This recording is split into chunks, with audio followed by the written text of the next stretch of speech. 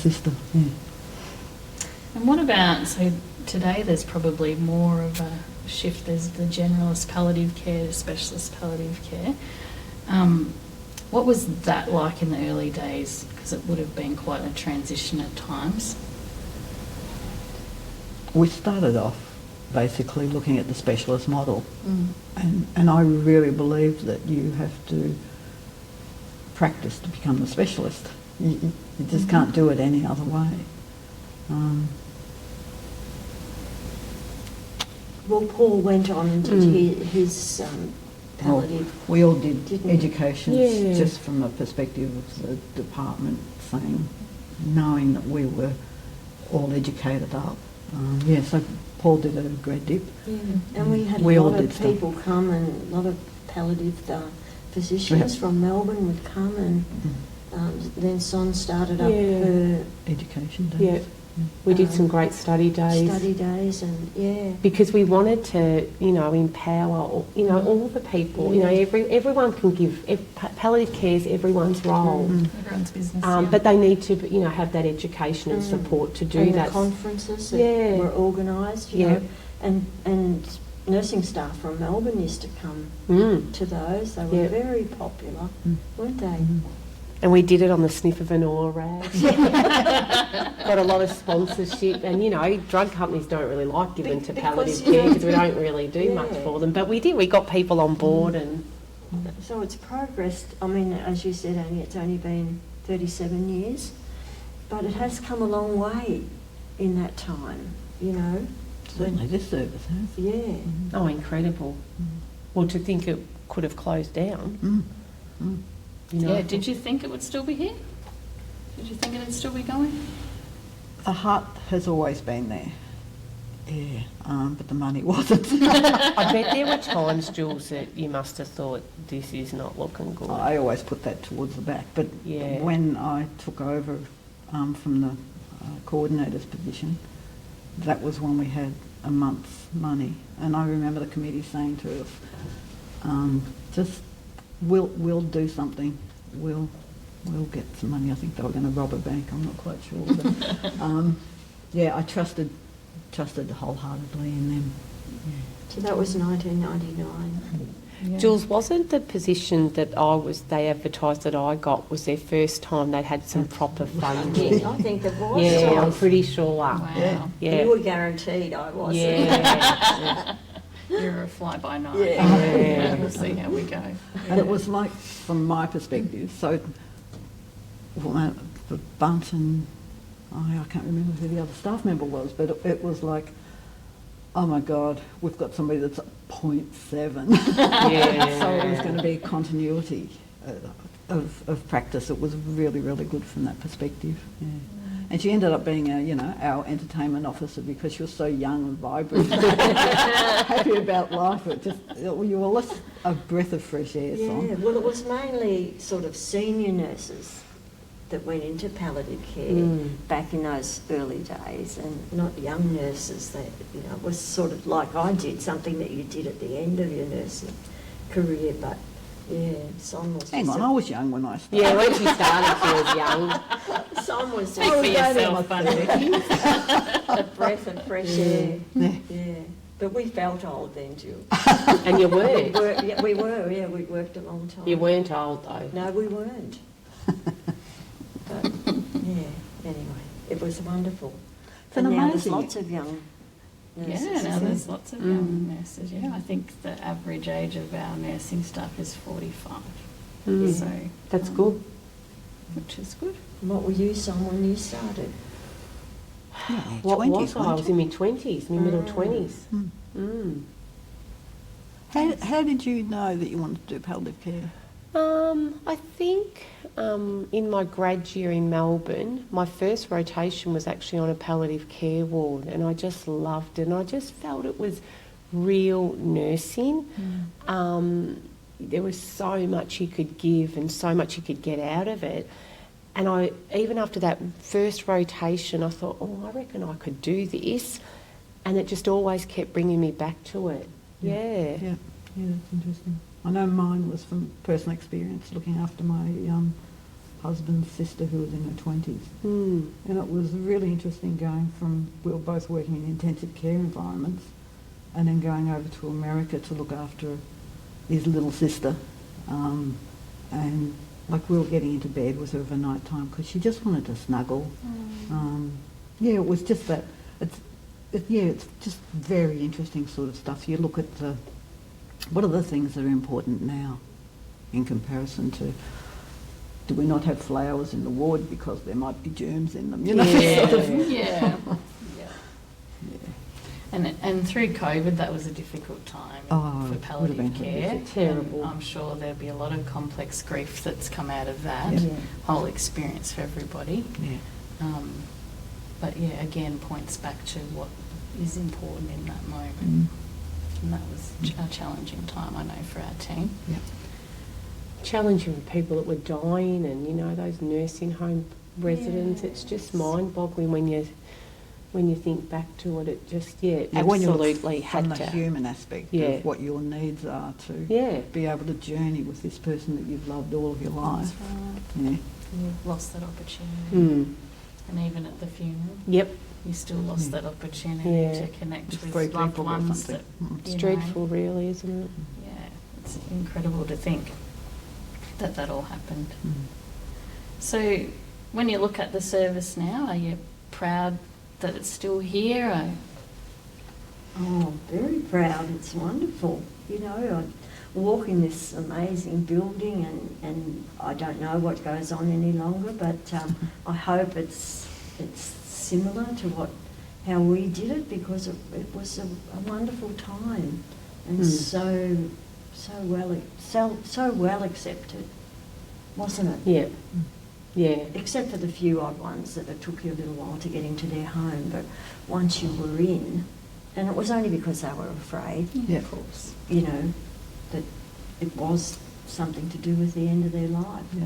I think that's But what I liked about this sort of nursing, is that you cut through the crap, for want of a better word, and you develop a relationship very quickly with people. Mm. And yet Yes. there are some people that don't quite know what you're about, maybe don't have a good understanding of what's happening to them. Like, I remember a man saying to me, I didn't know there were people like you in the world. You need to good until people now. that came and helped me and didn't expect anything in return. Yeah. And that still is seen now. Is it? Mm. People still comment on that. They didn't know Mm. that What there was there available. was a service available Mm. like that. And as you say, often you don't know You don't need until to. you're touched Yeah. by Yeah. something like this. So that's common. Back in the earlier days, would you have said most of the clients were more cancer Yes. diagnoses? Yep. Yeah, than your chronic disease? Yeah. Yeah. I think when I started, Probably was it was more- starting to Yeah. change a little bit then. You were starting to get a few more, like your heart Yeah. failures and And I renal think we had a failure. little time frame, didn't we? We used to try and work to a time frame with the chronic diseases because they could go on for years. But it's yes, absolutely. There were some that where would be referred that, yes, we can give you advice, but that trajectory might be too long for our And it service was to be able to hard to maintain. discharge them, wasn't it? We didn't like saying no to people. And especially, if a GP rang that we'd been working with and stuff, and he had a patient who was, so you would take them on board, but yeah, we weren't great at discharging people. I think Adrian Bunkle probably would have introduced us to chronic disease patients Yeah. because he would be seeing them, Mhm. he would know what would be needed. Just like the cardiac man that I was talking about beforehand, he really just needed to have the same equipment at home that they had in emergency that would stop that panic. He was wearing his daughter out like you wouldn't believe. It was sometimes... It became crisis intervention all the time instead of, Yeah. okay, I can do this. This is my We process. can manage this. I've got a yeah. process of what I need to do. I do this first and I do this second, and if it's not working, I'll ring the girls and they'll advise me. Yeah. It was interesting with the cancer patients, obviously the majority of people we looked after had cancer. But when you've got, you know, I always remember looking after my first motor neurone disease patient, and I knew nothing about that disease. And there was no information about there. There was no supports. They didn't fit anywhere. Well, they fitted in Melbourne, but but not here. It was extremely... because it was really only Bethlehem. Yeah, challenging. And I look back now to the care now that, you know, and what's known about motor neurone and how far that's come. And you'd notice that in numerous absolutely. Numerous areas. in numerous areas. Absolutely. Yeah. We see there's more and more dementia clients are referred to hospice now. In the earlier days, where would most of your referrals come from? Do you know? Oncology, would they, or GP? GP, I'd say. And the ward. Yeah, the ward. Oncology. I think the physicians. Yeah. Yeah. Yep. Did you get any self-referrals? Yep. Yep. Yep. Or carers referring in? Yep. Word of mouth, they just turn up at the front office. You'd take a phone call and they'd say, now, Sonia, I'm the neighbour of such and such, and they really need your service. They couldn't tell me much, but, you know, you'd have to sort of go on a bit of a detective things to actually see... Talk to if the you family. and did they actually want us and did they need us? But, you know, just people that, you know, thought, oh... But it was quite... You did get some funny calls. And so we're still one of the few standalone services regionally. And our on-call service, our nurses still are the person on the end of the phone when our clients call, like you ladies began. And that really is, I actually think our staff would be mad if we took that away, because I really do think we notice that with our clients, that like continuity, that safeness, that reassurance. Definitely. Listening To you before, Bunty, and you were saying you usually the on-call person went and saw the people that were sort of declining. We still do that. Yeah. That's still how that works. We've got a lot more staff now than you had, but I think we had 361 referrals last year. Wow. So hence we probably need more staff. Yeah, definitely. What is our perception in the community, in the healthcare community, say, if you join palliative care, you know, some people might think we just go and sit and have cuppas with families. Or, you know, you mightn't use assessment skills as much as other areas of nursing. What would you say to those myths? Well, it's totally false, isn't it? But It is. Probably people don't really know what we actually do until they are involved with us. Yeah. And that was why we became so loved by so many people, I think. And the service was held in such high respect, you know. And word of mouth got around. I mean, hopefully they wouldn't say that now, that we just go to have a cup of tea. I And mean, if they do, who cares? Because we know what we do. know what we yeah, do, we know yeah. what we did.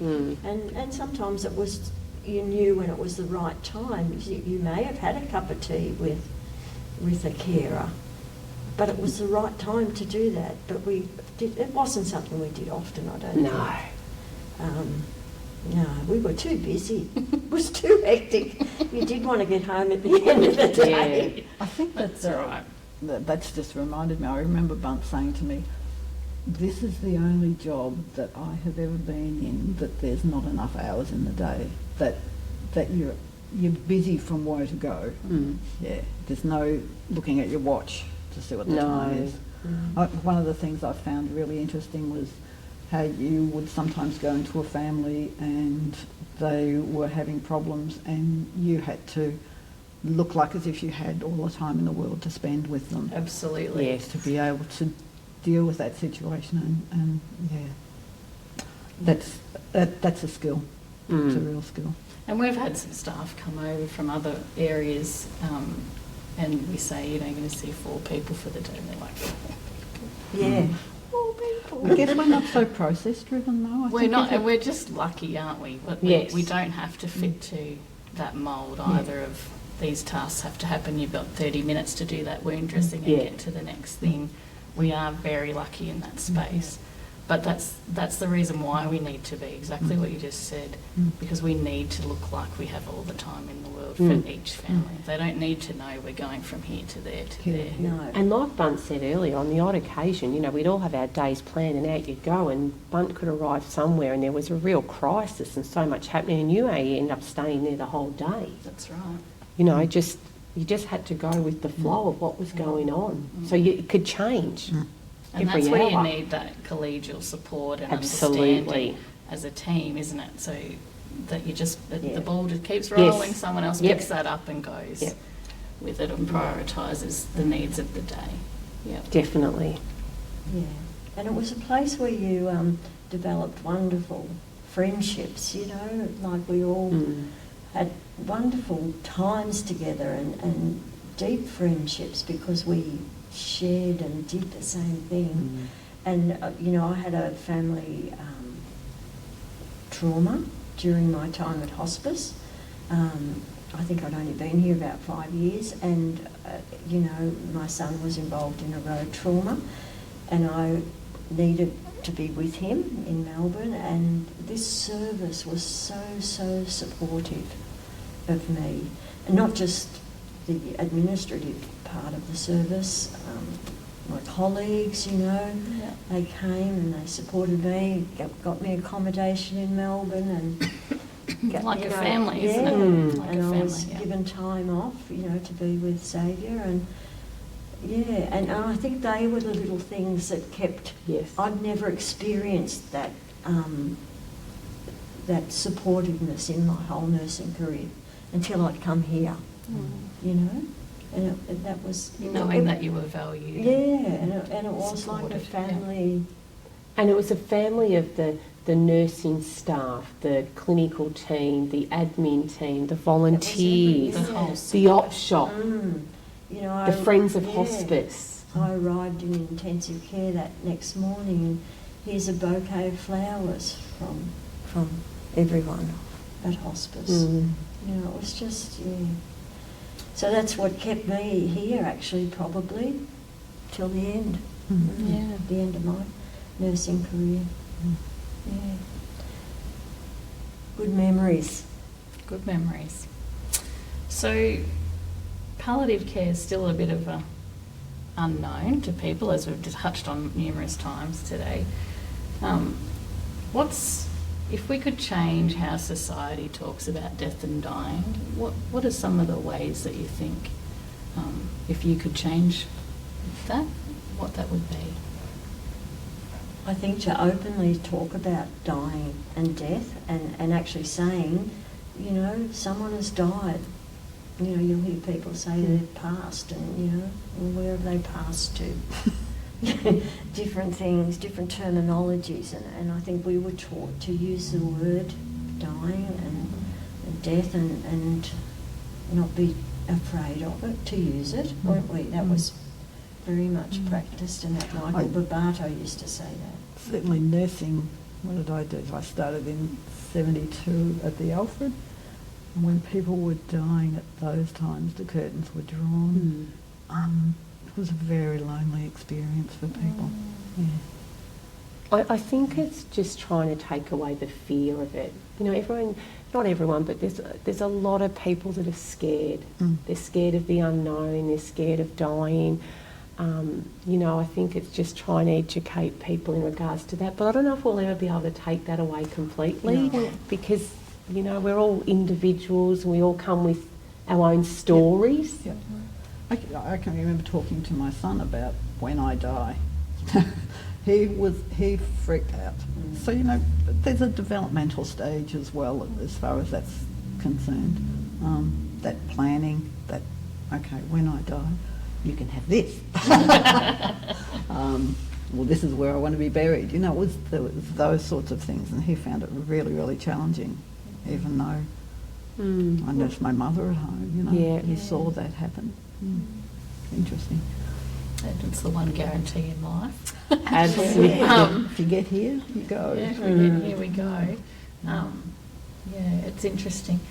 Multiculturally, in the early days, we're such a multicultural community now, which is fabulous. And there's lots of traditions, lots of cultural things we need to be aware of.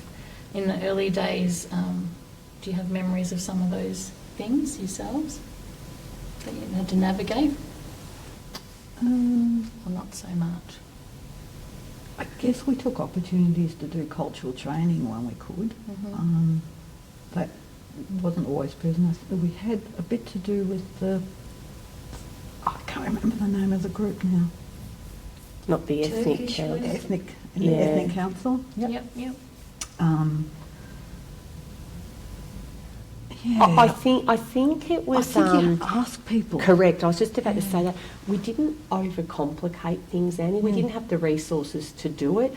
Any patient that was referred and family that was referred to our service, they were all treated with respect. We'd ask them what was important to them. Was there anything specific? So I think we kept it pretty simple, and it I worked. just remained curious. Yeah. Yes, And If you remain absolutely. curious, you find those things Yeah. out as you go. As simple as, would you mind taking issues on? Yeah. You know, as you Like we looked after Yeah. quite a lot of Turkish. Which meant we had to make sure we didn't have holes. Yes, yes, which I think that was an issue for me. But we looked after a lot of Turkish, We beautiful did. Turkish families.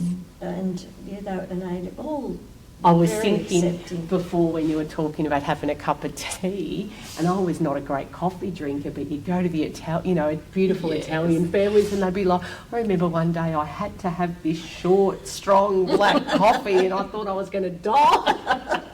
But, I was not going to get out of that house until Without I drank having that. it. Well, I can beat that. I went to do a bereavement visit, and the lady asked me if I'd have a coffee with her, and I said yes. And before I knew it, there was grappa in it. Oh my God! By the time I got back to work, I was I couldn't feel my feet. It was a very.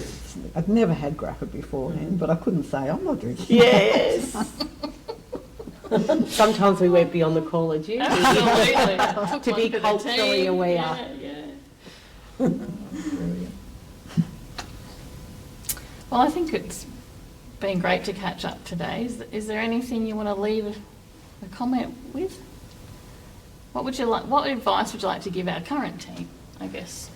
Because we are privileged to, I know I was overwhelmed, and having worked at the local hospital for years beforehand, I knew how much the community supported GV Hospice, knew GV Hospice well, knew its reputation, but I still was overwhelmed when I got here on how much the community supports GV Hospice. Like it's really not comprehensible that it's been ongoing for such a long time, and we've got amazing community members who donate to the cause.